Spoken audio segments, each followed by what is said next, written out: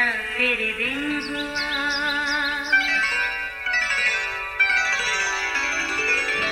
नया फिर दिन हुआ, पुरानी रात का करे सौ शुक्र हम खुदा की जात का, खुदा की जात का नया फिर दिन हुआ। आज की आयत। मैं खुश हुआ जब वो उनसे कहने लगे कि आओ खुदावंद के घर चलें। ज़बूर 122 पहली आयत। अजीज़ों, एक शख्स इबादत के लिए गिरजाघर गया। देखा अभी इक्का दुक्का लोग ही वहाँ मौजूद थे। सोचा ओह शायद मैं वक्त से पहले ही आ गया। खैर वो आगे जाकर पहले बेंच पर बैठ गया। कुछ ही देर बाद बाकी लोग भी आने शुरू हो गए।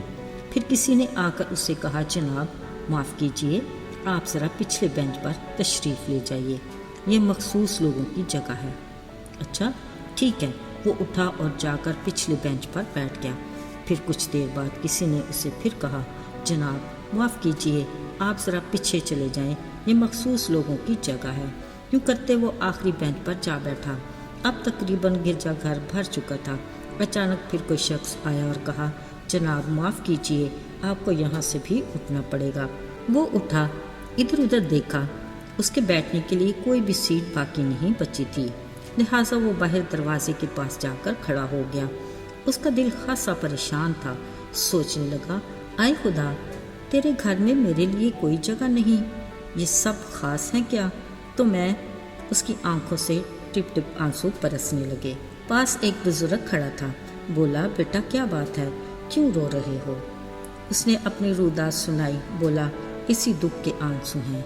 उस शख्स ने बुजुर्ग से कहा, लेकिन आप क्यों बाहर खड़े हैं? बुजुर्ग ने बड़े तहम्मुल से जवाब दिया, बेटा मैं यीशु हूँ, मुझे तो इन लोगों ने कब का ही बाहर निकाल दिया है।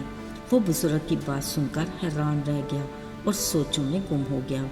अजीज़ों, ये आज के दौर में हमारे अक्सर गिरजाघरों की तस्वीर है। गिरजाघर हमारे आसमानी बाप खुदा की इबादत की जगह है और दुआ का घर है, मगर हमने उसे नमूद नुमाइश की जगह बना दिया है।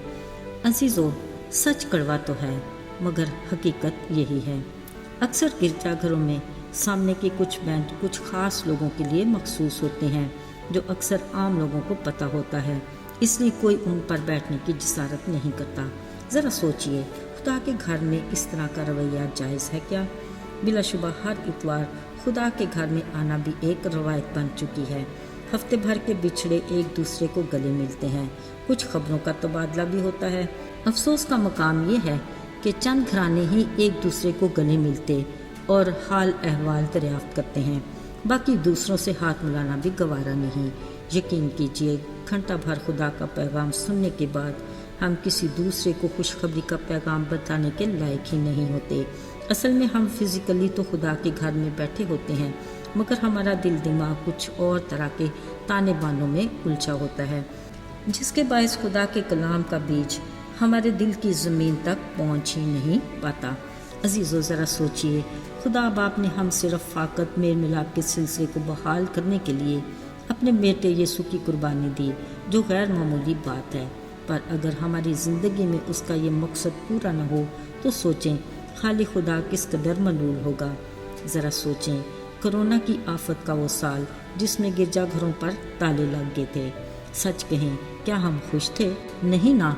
इसलिए अजीज़ों, गिरजाघर को खुदा बाप की इबादत और दुआ का घर ही रहने दें, उसे डाकुओं की खोर ना बनाएं। ऐसा ना हो कि उसका कोड़ा किसी और सूरत में हम पर बरस पड़े। खुदा के कलाम में लिखा है, इब्तदाई कलीसियाएं रसूलों से तालीम पाते, आपस में रफ़ाकत रखते और दुआ में मशगूल रहते और एक दूसरे की एहतियाज रफ़ा किया करते थे। एक दूसरे की गवाही के बायस लोग ईमान लाकर ईमानदारों की जमात में शामिल होते और यूं रोज़ बरोज़ खुदा का बदन तरक्की करता रहा। ज़रा सोचें, क्या आज के दौर में हमारी कलीसियाओं में इस तरह की खसूसियात पाई जाती हैं या कुछ कमी सी है? अगर ऐसा है तो खुदा का कलाम हमें खबरदार करता है। दाऊद नबी ने अपने ज़बूर में मिलकर खुदा के घर जाने की खुशी को यूं बयान किया और कहा, मैं खुश हुआ جب انہوں نے مجھے کہا کہ آؤ خداوند کے گھر چلیں۔ عزیزو، آئیے ہم بھی یہ الفاظ گنگناتے ہوئے خدا کے گھر چلیں کہ یہی ہے دن جو خداوند کا ہے، ہم ہوں گے شاد اور خوشی کریں گے۔ آئیے دعا کریں۔ اے مہربان رحیم باپ، ہم تیرے بے انتہا شکر گزار ہیں کہ تو نے اپنے بیٹے یسوع مسیح کے کفارے کے ذریعے گناہ کی غلامی سے ہمیں آزادی دی اور اپنے فرزند بنا کر باپ کہنے کا حق دیا۔ ہمیں اس رشتے میں مضبوطی سے جوڑے رکھ اور توفیق عطا کر کہ ہم دوسروں کو بھی تیرے گھرانے میں شامل کر کے تیرے گھر آنے کا وسیلہ بنیں۔ یسوع کے بابرکت اور مبارک نام سے مانگتے ہیں، آمین۔